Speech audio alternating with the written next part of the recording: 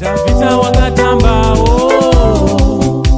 kusvika mai vapopota miri yemundo kuimbao nenindoi. Right guys, tida kutendai mukupera kwegore. Yeah, unfold kwegore, kumapeto kwegore, the finish line tatosvika. Hanzi wambonza wakasonge kuti ameno akana zobuda hanzi tane gore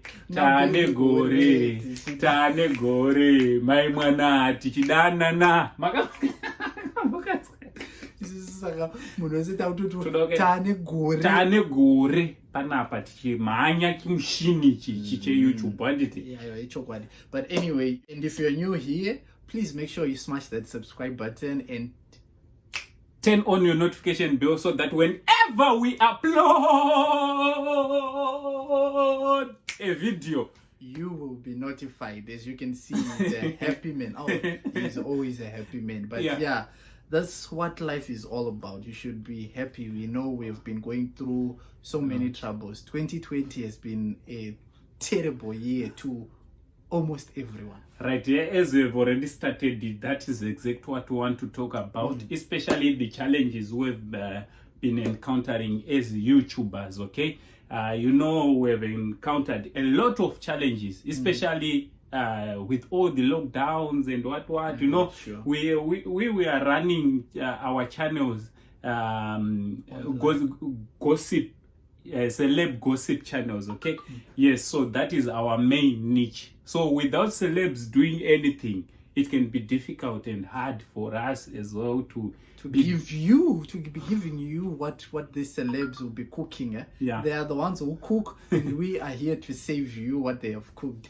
But yeah, it's been very hard. Yeah, but not only on YouTubers, but you as people who watch us. You know, you do different things. You go to work. Some of you are nurses, doctors, and you've been in the front line trying to help the crisis we are all in. For myself, I like to say it as the global bastard, because that's very true. This disease is just a bastard, man. Yeah, it's a bastard indeed, because you see, the most sad part of this disease is that we lost a lot of lives as well. A lot of people. And we are still continuing to lose lives, and it's very sad. You know, maybe in the kitchen table, like around this time in Christmas, we used to sit around, and then now as you sit around, there's maybe one chair that is missing someone because of what? Of COVID. And to those who have lost their loved ones, would like to say our deepest condolences.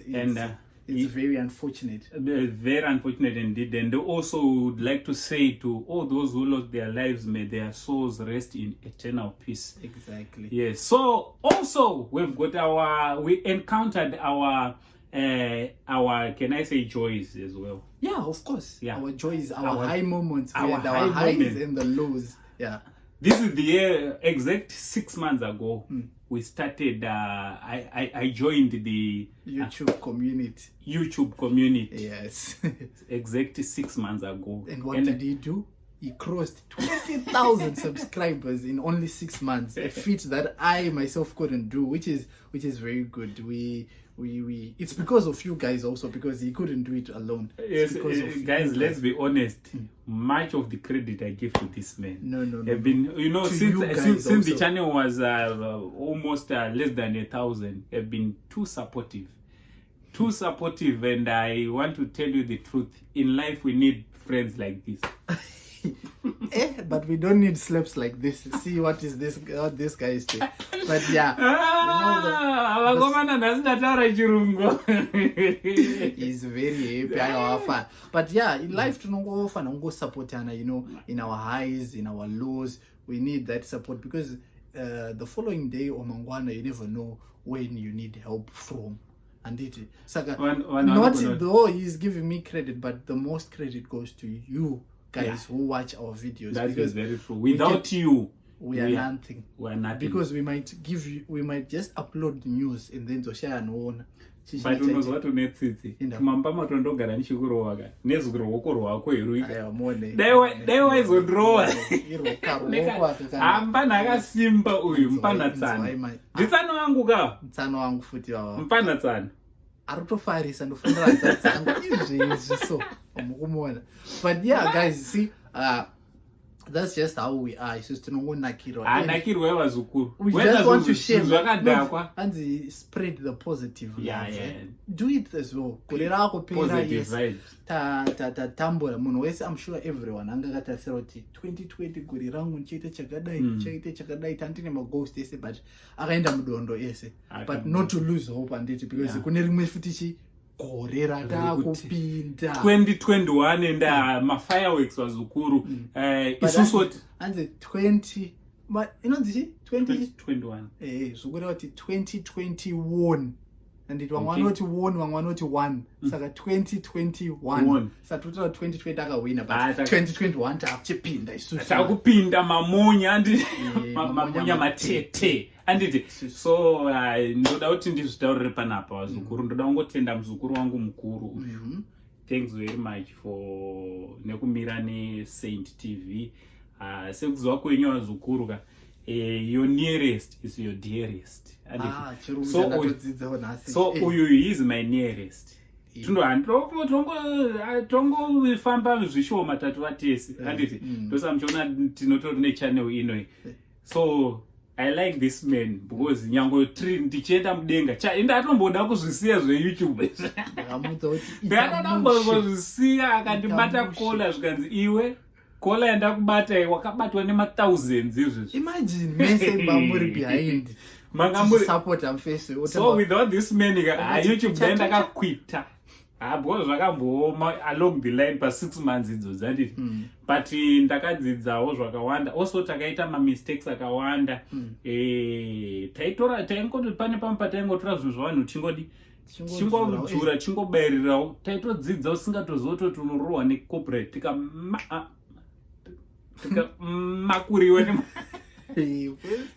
makuriso nemacopyright. But what kuzviitira was for you guys, you know, kuti vango maybe vanogona kutadza kuzviona uku ndikazviso pangu vamwe vanoita sei vanoona. That was the reason. But next time tichadi takagadzira team next year inenge ichienda pamasini ichinotora kudai ichitoona zvakatonzi Saint team.